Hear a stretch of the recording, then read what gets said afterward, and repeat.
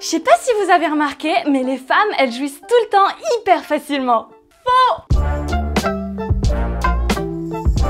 Quand t'as un vagin et pas un pénis, c'est toujours un peu compliqué de savoir si t'as eu un orgasme ou pas. Bah oui, y a pas un petit voyant qui clignote dans ton nombril ou quoi? Même pas une notif SMS, rien. Pourquoi? Est-ce qu'il y a un designer produit à un moment qui nous a créé, qui s'est dit bon alors les gars, la moitié de la population, on les laisse dans le doute parce que de toute façon, leur orgasme servira à rien dans la reproduction et dès qu'ils commencent un peu à maîtriser le truc, et ben on leur fout un truc qui leur dégomme leurs hormones. On appellera ça, tiens, la ménopause. Oui mais ça, c'était avant. Avant que les femmes et toutes les personnes à vagin ne reprennent le contrôle sur leur sexualité, sur leur corps, sur leur plaisir, grâce à l'éducation sexuelle. Du coup, je sais pas si vous avez remarqué, mais il y a différents types d'orgasmes. Top 10 des différents orgasmes. Numéro 10, le mini-orgasme. C'est la sentinelle, l'orgasme qui te prend en splinter cell et juste après, tu saurais même pas trop dire s'il est venu ou pas. Un peu comme quand tu manges des nouilles instantanées et que t'as faim une demi-heure après avoir fini. Il est pas ouf, t'as eu les petits courants électriques dans les orteils, t'as le genou gauche qui a tremblé pendant 14 secondes. C'était pas mal, mais il y a mieux. Numéro 9, l'orgasme mécanique. Lui, c'est le pilote auto quand tu connais bien ton corps. T'appuies là où il faut et hop, ça vole tout seul. Typiquement, c'est quand t'as envie de te détendre, tu te mates une série pas très sexy d'ailleurs, et il te prend l'idée de glisser un womanizer dans ta culotte. Une minute plus tard, ah, ça t'en peux plus, t'arrêtes et hop, ça redescend tout de suite. T'es retour sur terre et souvent prête pour refaire un tour. Numéro 8, l'orgasme du love.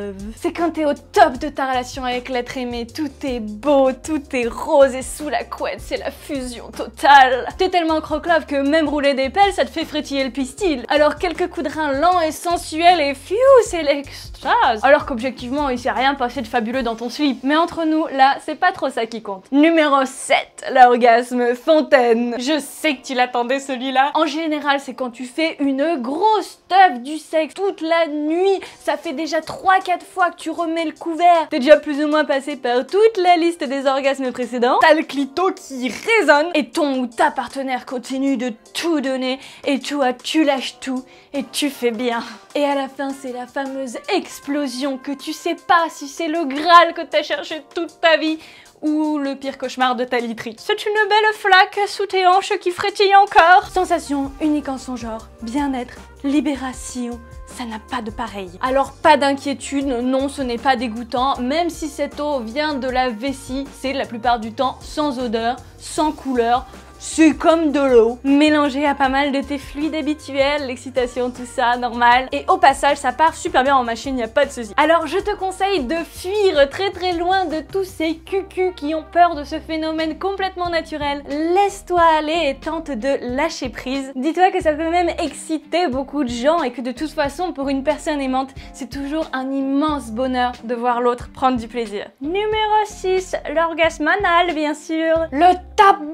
Va voir mes 2 vidéos sur la sodomie, ça te détendra un petit peu. Et de la détente, mon dieu qu'il en faut. Mais une fois que ça passe bien, une fois que ça se passe bien, et ben ça peut venir très vite. C'est des sensations qui te prennent aux tripes, qui te font vibrer jusqu'au bout des ongles. Ça te submerge en moins de 2 et ça peut durer extrêmement longtemps. Genre tu restes en mode orgasme en plateau là, pendant plusieurs minutes, oui. Et après il faut le temps aussi pour s'en remettre. Numéro 5, l'orgasme tantrique. Celui-ci, c'est quand t'as level up dans la pleine conscience. Chaque souffle échangé avec ton partenaire est une vague de plaisir intense. Tu ressens tout si précisément que chaque caresse est un peu d'électricité douce et agréable sur la peau. Tu as pris tout le temps de te connecter avec ton corps et celui de l'autre. Tu jouis sans heurts, avec lenteur mais puissance, intensité maximum et orgasme profond. Rien de comparable. Numéro 4, l'orgasme des seins. Oui, tu m'as bien entendu, on peut avoir un orgasme avec la poitrine. Et même avec n'importe quelle autre partie du corps qui est pas considérée comme particulièrement sexuelle. Mais le bon enchaînement de caresses, de léchouilles,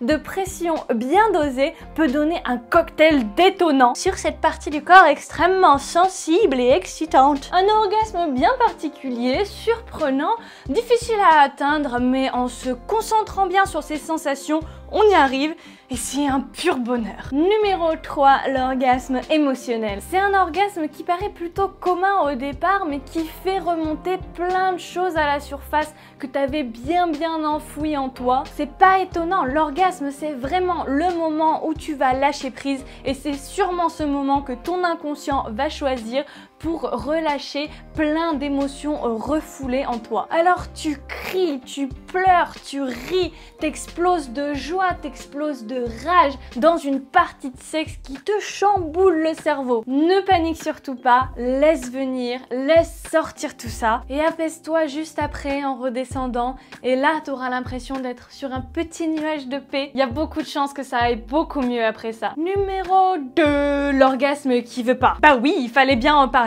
quand même si c'est un non-orgasme du coup. Il y a vraiment des fois où t'as envie de ce soulagement, t'as envie de ce bon orgasme qui te libère bien comme il faut. Et puis non, ça veut pas. T'as beau y mettre du tien, essayer toutes les techniques, seul, à plusieurs. Ben non, t'y arrives pas. Même pas un mini-orgasme. Des fois t'es même bloqué pour pas mal de temps et ça fait bien chier. Mais en fait j'ai remarqué que plus tu te focalises dessus et moins ça vient. Ça finit par te polluer tes pensées et ça t'empêche d'être vraiment dans le moment présent. Et on n'oublie pas, des fois le non-orgasme c'est la vie, bah ça peut être le top aussi, tu kiffes mais en mode pépère, chill. Y a pas de feu d'artifice à la fin. Bon, et alors? Ça fait des vacances, ça fait du bien aussi de temps en temps de pas finir en sueur et en mode je vibre de partout. Ça empêche pas d'avoir eu sa dose de plaisir et d'être bien. C'est même là que des fois ça fait chier quand t'as quelqu'un d'autre qui fait non je veux te donner un orgasme. Tranquille, la prochaine fois peut-être. Mais là ça va, merci, au revoir.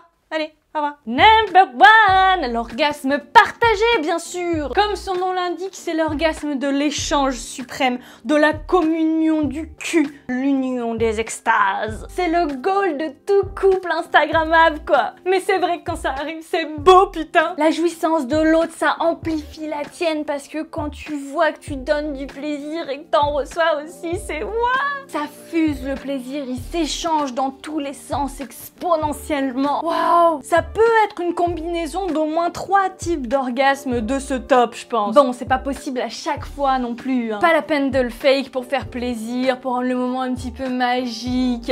On trompe personne, surtout pas nous-mêmes. Alors pas de pression, tant pis si on n'est pas synchro, c'est pas grave, on verra la prochaine fois et on l'appréciera d'autant plus. Bon, tu l'auras compris, il y a une infinité d'orgasmes différents. Je trouve ça même con des fois de dire l'orgasme, the orgasme, alors qu'il y a en fait plein de niveaux d'intensité et plein de types de jouissance. Et vous verrez peut-être que ce que vous appelez orgasme, et ben pour votre pote ça en est pas un et vice versa. Et c'est possible aussi que vous en ayez déjà eu un, ne serait-ce que petit, mais vous le savez même pas tellement on fait un foin autour de ce truc. Arrêtez tout de suite la course à l'orgasme, cherchez à en avoir, cherchez à en donner, c'est bien, mais sur le moment, on n'y pense pas, on s'en fout, on apprécie le moment présent. C'est quand on voit le sexe comme une performance qu'il y a beaucoup de chances qu'on prenne moins de plaisir. Une fois que les caresses commencent, vous posez votre cerveau qui réfléchit à côté, vous prenez à la limite celui qui fantasme un petit peu et vous savourez. C'est comme ça que ça viendra. Quand vous serez en pleine confiance avec l'autre,